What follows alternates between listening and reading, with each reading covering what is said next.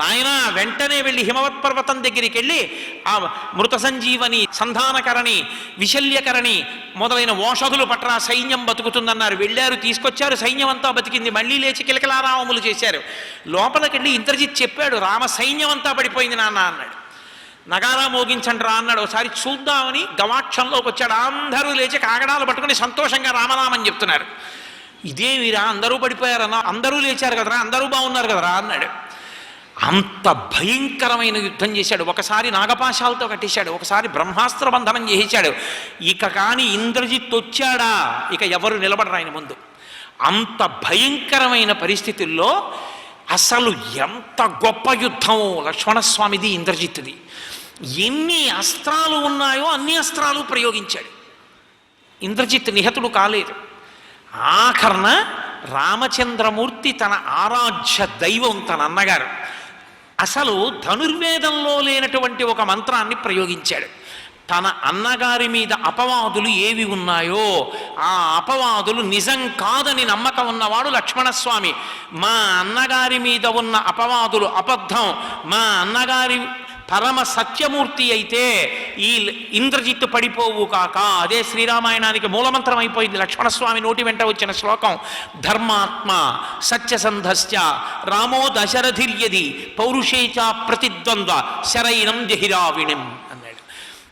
మా అన్న ధర్మాత్ముడైతే, మా అన్న సత్యసంధుడైతే, ధర్మాత్మ సత్యసంధశ్చ రామో దశరథిర్యది, మా అన్నగారు దశరథ మహారాజు గారి కొడుకే అయితే అప్పుడు నేను వేసినటువంటి బాణము ఈ ఇంద్రజిత్తు యొక్క శిరస్సును ఖండించుగాక అని శ్లోకం చదివి బాణం వేశాడు. కంఠం తెగిపోయి శిరస్సు కింద పడిపోయింది ఇంద్రజిత్తుది. అంటే రామచంద్రమూర్తి యొక్క శీల వైభవాన్ని ప్రకాశింపచేసిన మహాపురుషుడు కూడా యథార్థానికి లక్ష్మణస్వామి. తెలిసి తెలియని వాళ్ళు రామచంద్రమూర్తి మీద అపవాదులు వేశారు. ఏదో ధర్మాత్మ, ఆయన ఎప్పుడో ఓసారి ధర్మం తప్పాడన్నారు. ఎప్పుడు ధర్మం తప్పాడరా అంటే ఏదో ఆయన ఒకానొకప్పుడు మాట ఇచ్చాడు, నేను ఉంటానన్నాడు, రాజ్యం చేస్తానన్నాడు. కానీ వెళ్ళిపోతూ వెళ్ళిపోతూ మళ్ళీ తండ్రి గారి మాట కోసమని అరణ్యవాసానికి వెళ్ళిపోయాడు.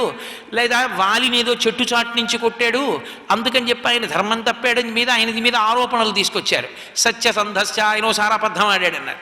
ఎప్పుడు అబద్ధం ఆడాడరా అంటే ఆయన అరణ్యవాసానికి బయలుదేరి వెళ్ళిపోయేటప్పుడు సుమంత్రుడు రథం నడుపుతున్నాడు. వెనక నుంచి దశరథుడు పెద్ద కేకలు వేస్తూ పరిగెడుతూ వచ్చి భూమి మీద పడిపోయాడు, రామా రామా అంటూ. రాముడు ఆగట్లేదని సుమంత్రుణ్ణి పిలిచాడు. సుమంత్ర రథమాపు, నువ్వు నా దగ్గర సారథివి, నీ ప్రభువుని నేను ఆజ్ఞాపిస్తున్నా, రథం ఆపన్నాడు. రథి చెప్తే తప్ప ఆపకూడదు, అవతల ప్రభువు పిలుస్తున్నాడు. సుమంత్రుడు వెనక్కి తిరిగి ప్రభువు రథం ఆపమంటున్నాడు, ఏం చేయనన్నాడు. నేను చెప్తున్నాను రథం పోని అన్నాడు రాముడు. రేపు తిరిగి వెళ్ళిన తర్వాత నీ చెప్తే ఎందుకు ఆపలేదు రథం అని అడిగితే ఏం చెప్పనన్నాడు సుమంత్రుడు. రథచక్రముల సవ్వడిలో నాకు వినపడలేదని చెప్పన్నాడు. అబద్ధం చెప్పడం ఒకటి, చెప్పించడం ఒకటి కాదు కదా. రాముడు అబద్ధం ఆడాడన్నారు.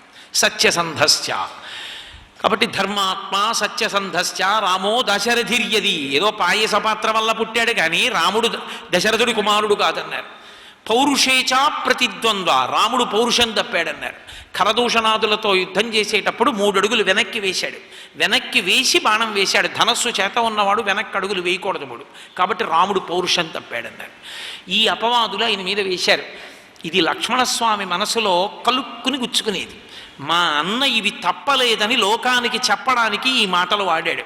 మా అన్న ధర్మాత్ముడైతే, సత్యసంధుడైతే, పౌరుషమున్నవాడైతే, దశరథ మహారాజు గారి కొడుకే అయితే ఈ ఇంద్రజిత్ మరణించుగాక అని బాణప్రయోగం చేశాడు. అంటే ఆయన పరమధర్మాత్ముడు. వాలిని చెట్టుచాటు నుంచి కొట్టాడు కాదు, బాణం అసలు గుండెల మీద దిగింది, అదే సాక్ష్యం. వెనక నుంచి కొడితే గుండెల మీద ఎలా పడుతుంది? ఆయన వానరం, ఈయన చెట్టుచాటు నుంచి కొట్టినా ఈయన మనుష్యుడు.